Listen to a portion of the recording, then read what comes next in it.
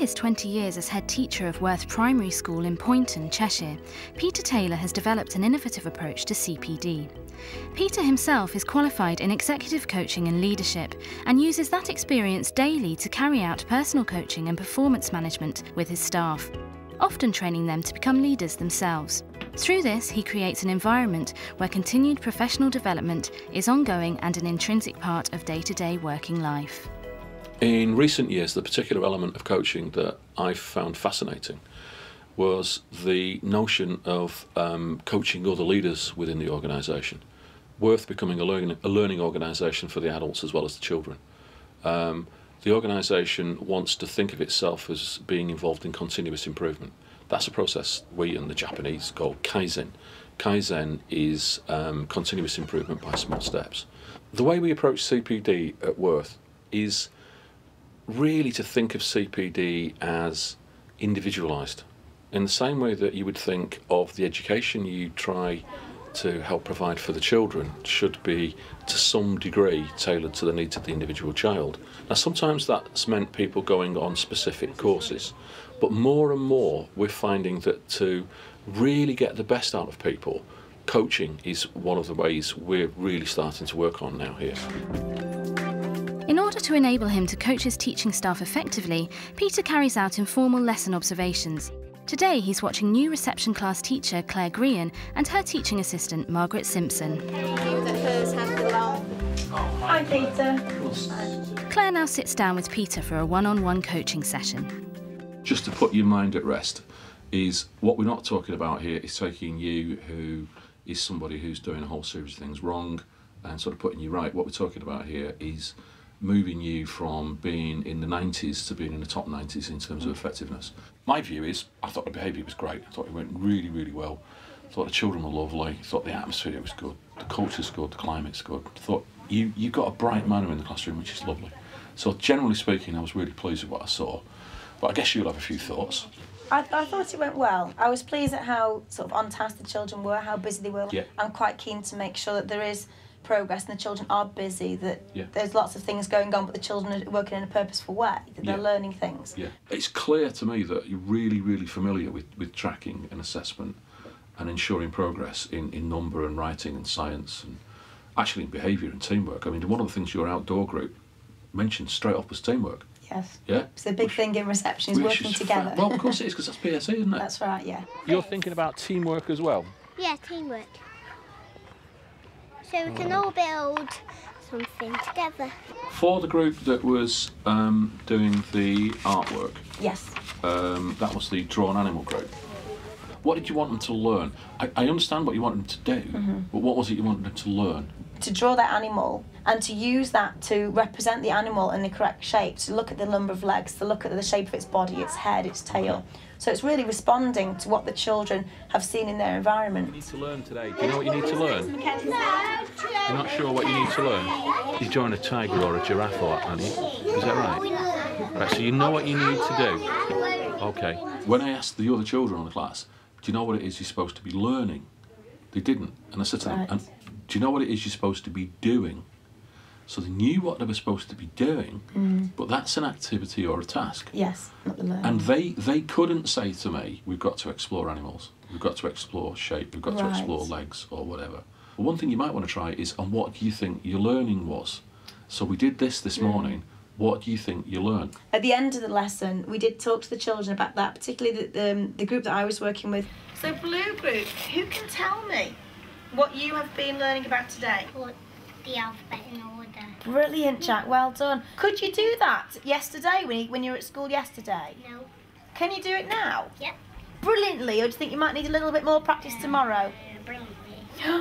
Brilliantly, that's what we like to hear, Jack, isn't it? Yeah. And some of the children could say, we've got better, we practiced it. Fantastic. And you could see that they had their own idea of their learning. Well, that motivates them as well. It does. Later on today, you're going to be shadowing Pete. I am, yes.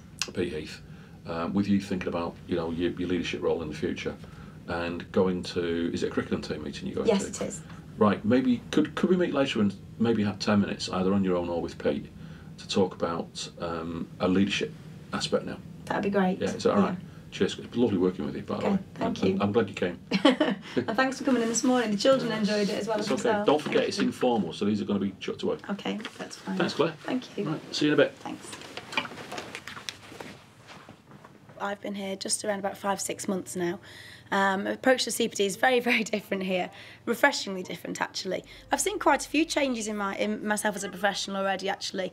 A lot of it is confidence through Mr Taylor's chats that we have all the time. And I think a lot of that is due to the way Mr Taylor accesses sort of information about you. He picks it up just from conversations. It's just a very, very supportive environment. I think when you feel supported as a professional, like we do with the children, we try and support them all the time to get the best out of them, and it's exactly the same with adults and the philosophy here.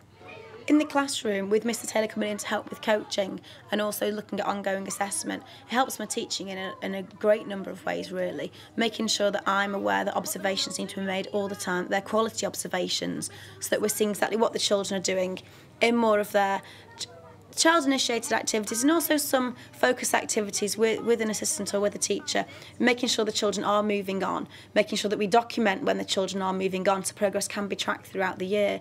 And things like that, this informal coaching situations are fantastic like that. It just also helps you to focus and know exactly where you're going in your own professional development. Very often I'll start the coaching off, but because coaching has now grown in the organisation, I've helped other people become coaches, and they've been on coaching courses. Several of our staff have been on coaching courses as well.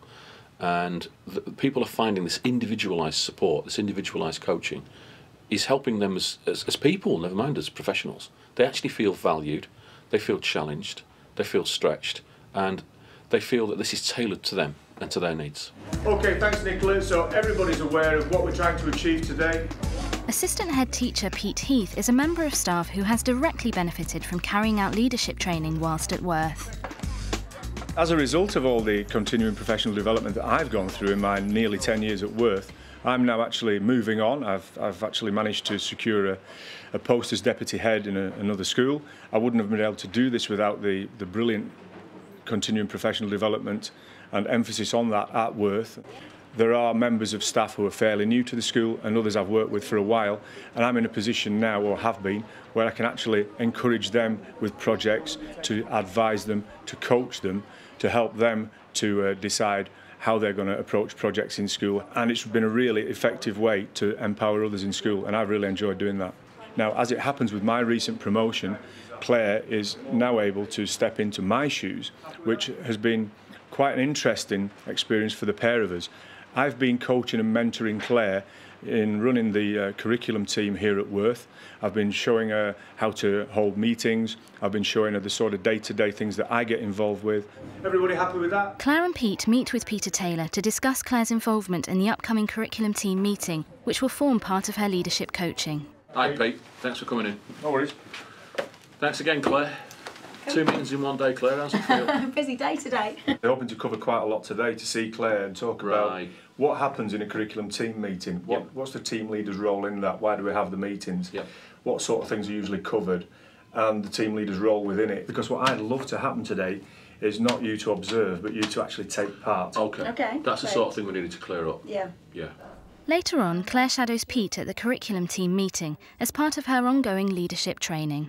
Good evening, ladies and gents. Welcome to the curriculum team spring term meeting. And as you'll see, we're joined tonight by Claire Green. She's here in a dual role, really. One as an observer, and secondly, I've asked Claire along to give us some feedback on some assessment and recording issues in foundation stage linked to our school improvement partners visit recently. The main thing that came out of the visit really was about us looking at assessment for learning. At the moment we do a lot of assessment of learning, seeing where the children are actually at now.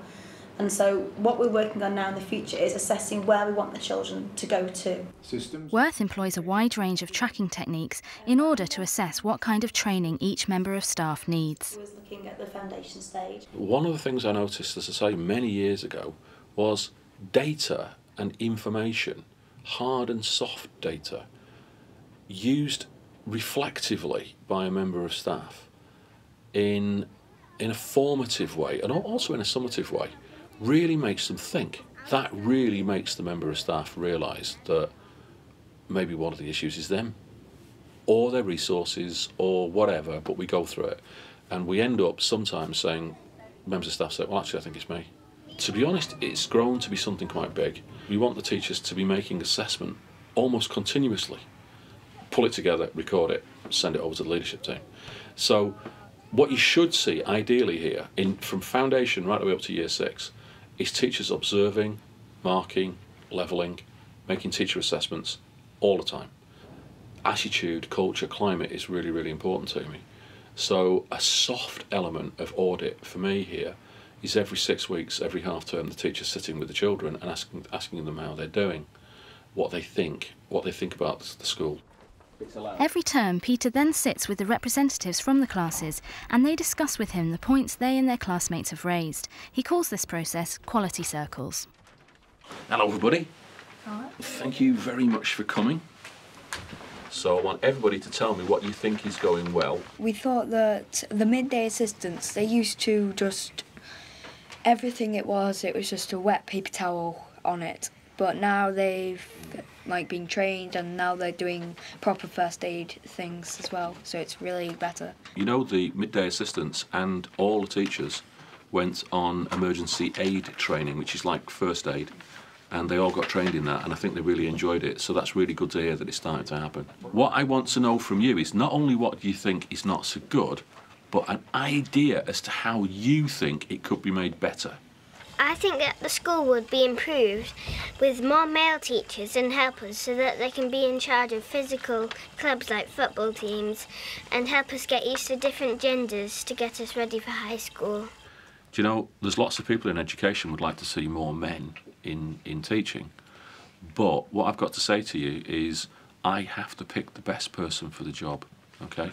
And sometimes a man is the best person for the job and sometimes a woman is the best person for the job. So most importantly for me, you get really good quality teachers. Maybe we could work together more in class, like say if we're writing a poem or a story, we could do it as a class together. Okay, great, thank you very much. I love the fact that our school headmaster lets us give him ideas of our own and help our problems. You are lovely. That's 55,000 team points for you in Gryffindor.